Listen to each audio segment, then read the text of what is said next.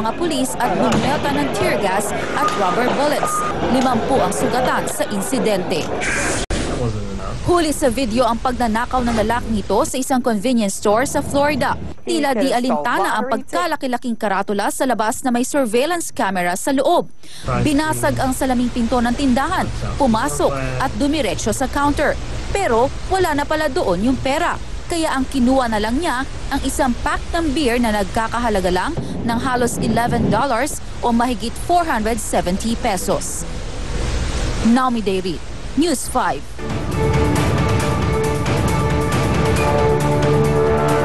Narito na ang aksyon weather. May low pressure area na namumuo ngayon sa Katimugang, Mindanao.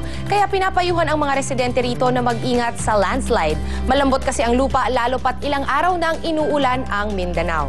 At nabubuo ang LPA pag may mabababang atmospheric pressure at mabilis ang pag-ikot ng mainit at malamig na hangin. Kaya mas madaling magkakaroon ng ulap at ng pag-ulan. Diyan din nagsisimula ang bagyo. At bukod sa Mindanao, uularin pa rin ang Visayas at Palawan dahil hindi pa rin umaalis ang mga ulap dito. Makakaramdam din ng kaunting pag-ambon ang Metro Manila. Di pa kasi umaalis ang hanging amihan kaya kahit na summer month na ang March, hindi pa rin nagsisimula ang opisyal na summer season. At ulan din ang bumagsak ngayon sa Tokyo at Fukushima. Okay na pantapat yan sa radiation at ngayong nagkakaubusan ng bottled water. Habang matindi pa rin ang sikat ni Haring Araw sa Libya, bukas kung saan tuloy-tuloy pa rin ang bakbakan ng puwersa nila Gaddafi at ng Allied Forces.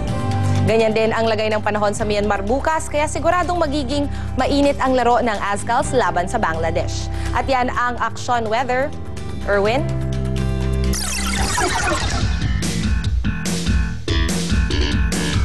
Bukas na po ang laro ng Azkals laban sa Bangladesh. Importanteng manalo sila rito para makapasok sa susunod na round ng AFC Challenge Cup qualifiers.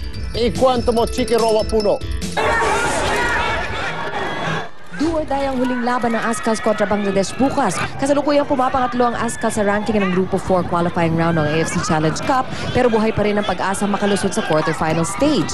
Ang top 2 sa 4 na kupunan ng aabanse at tanging panalo lang ang mag-aangat sa Azkals sa ikalawang posisyon.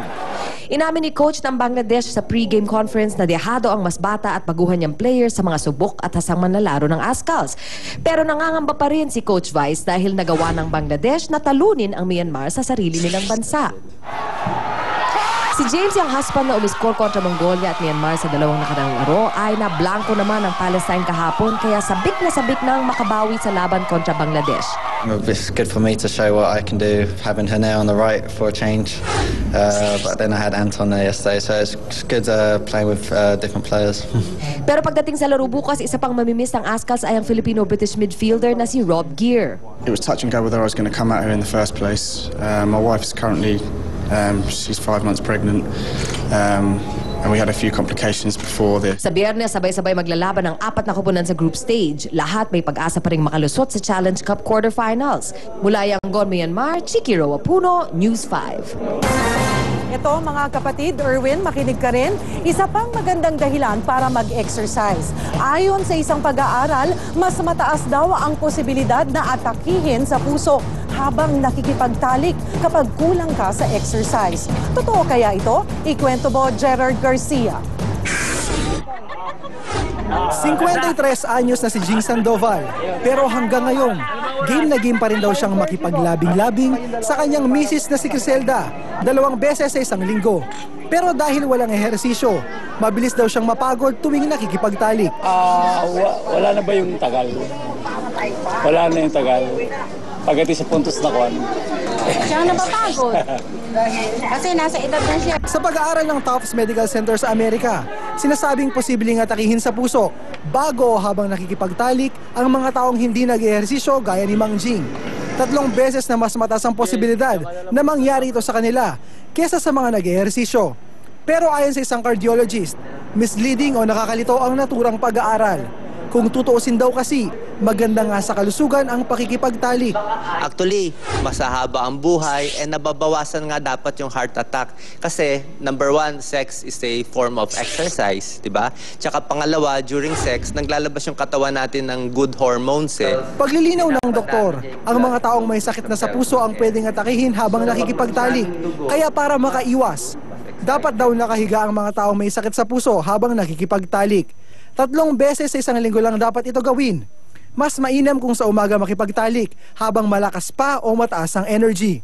Pero ang pinaka-importante sa lahat, maging loyal sa inyong partner. Sa asawa lang dapat makipagtalik. Yung sex with a new partner, 10 METs ang energy. So para kang nag-tennis ng singles ng 1 hour. So mas malaki ang stress sa heart pag sa bagong partner. Payo ng mga eksperto, mas mainam na magpakonsulta ang mga taong nasa edad 40 pataas, partikular na ang mga lalaki, upang masigurong nasa magandang kondisyon pa rin ang kanilang mga puso para sa mga pisikal na aktibidad. Gerard Garcia, News 5. Nauwi naman sa Paluan ang drinking session ng dalawang magkumpare sa Valenzuela. Ang ugat ng kanilang away, abay, chinismis daw ng isa na maliit ang Junjun ng kanyang kumpare. Ikwento mo, Jay De Castro. Iruin namin niya, kahit balita sabihin namin yan, hindi nagagalit mo yan. Tuloy pa rin ang sumbatan ng magkumparing Rolando Iba at Eduardo Balayong kahit nasa loob na sila ng presinto. Naghatawan ng liabe at 2-por-2 ang dalawa sa barangay Karuatan, Valenzuela kagabi. Si Rolando, putok ang ulo ng paluin ng liabe ng kumpare. Ang pinag-ugatan ng kanilang away, ang pang-insulto raw sa kanilang pagkalalaki. Yun nga yung narinig kong pagsabi sa akin pang-insulto, hindi ko na matanggap yun. Malit daw ang ko. Di naman nagpatalo si Rolando, hinampas niya ng 2-por-2 si Balayong. Totoo naman daw ang sinabi niya at kaya daw iniwan si Balayong ng asawa ay dahil sa gabubuit na sandata. Lagi naman daw niyang sinasabi ito kay Balayong, kaya nagtataka siya kung bakit ito nagalit ngayon. Saray naman ho yan sabihin ng ganon. Kaso hindi naman ako nagsabi na ganon na malit ang marami ho kami. Nang mahimasmasan ng dalawa, nag-forgive and forget na rin ang magkumpare. Bali, hindi naman pala magkaiba magkumpare. Tapos nga, nung dinala namin dito sa barangay, medyo nagkaayusan na, nagkabati na lang. Sa uli, magkasamang umuwi ang magkumpare na parang walang nangyari. Jade De Castro, News 5. Ito mga kapatid, very interesting din. Makinig ka ulit, Erwin, ha? Isang kakaibang klase naman ng mapa ang hit na hit ngayon sa internet. Isa itong mapa ng mundo kung saan ang makikita ay ang sukat ng manoy ng mga lalaki sa bawat bansa. Curious ba kayo kung aling bansa ang may pinaka-gifted? Sabi sa mapa, ito, pinaka-malalaki yung sa mga taga-Africa na lampas sa kalahati ng isang ruler ang haba mula 6.7 hanggang 7 inches. Ang mga taga-Colombia at Venezuela, di lang pala sa Miss Universe patok, panalo rin sila sa palakihan ng sandata na nasa 6.7 inches daw ang haba. Ang mga kano naman na madalas nangyaya o nagyayabang tungkol sa kanilang assets, lumabas na kasama sa pinakamaliit, nasa 5.1 inches lang ito. Ang mga Pinoy kaya, maliit din ng konti, nasa 4.2 inches. Binasi po ang laman ng mapa sa Penis Perception Survey na ginawa ng isang grupo ng New York scientists noong nakaraang taon. Anyway, usapang seryoso naman po tayo. Nakarating na rin ang tulong para sa mga Pilipino sinalanta ng tsunami sa probinsya ng Iwate sa Japan. Yun nga lang, 200 Pinoy pa rin ang pinaghahanap ng embahada. Mula Japan, ikwento mo, Weng Hidalgo. Napaiyak sa tuwa si Rachel Takahashi nang makita ang kaibigang si Rose Apelo na empleyado ng konsulada sa Iwate Prefecture. Nasa Tokyo si Rachel at pauwi sana sa Pilipinas nang maganap ang lindol at tsunami. Naiwan niya ang asawa at 2 anak sa kanilang bahay sa Miyagi. Kaya naman labis ang pag-aalala niya, lalo nang hindi niya makontak ang mag-aama. Bakit ako lang natira? Ang nasa isip ko, patay na sila. Pero tinatry ko pa rin na talagang makauwi dito. Anak niyo po lahat. 4 na araw pa ang lumipas bago niya nakontak ang mag-aama. Si Maricel naman may trauma pa rin sa bangungot ng tsunami. Kitang-kita niya raw ang pagragasan ng tubig sa kanilang lugar kaya sa simbahan sila tumakbo. Umabot sa simbahan, makikita mo yung tubig, ma'am, ang itim-itim, talagang humampas na lahat. Yung bahay, makikita mo naglilitawan na, mga sasakyan naglilitawan na talaga po.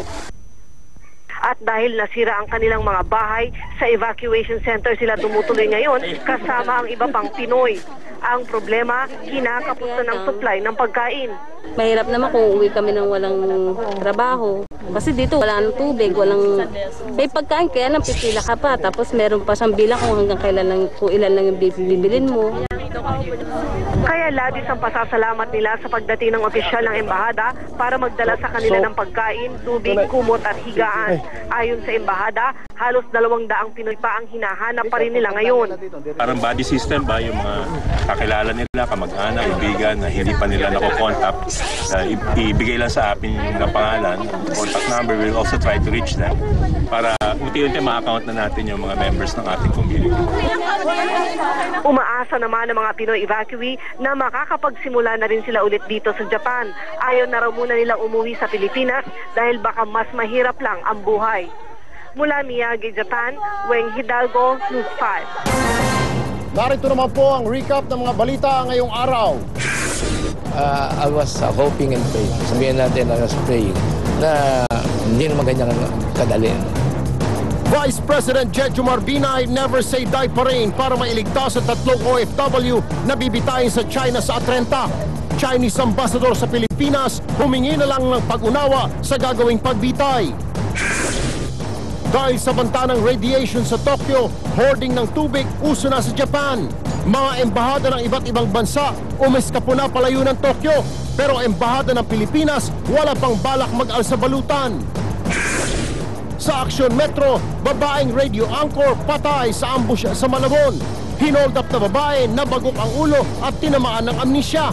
At magkumpare, nagpaluan dahil sa biruan sa kanilang putotoy. Vice President Binay, nauusan na si Pinoy sa listahan ng pinagkakatiwalang opisyal ng gobyerno.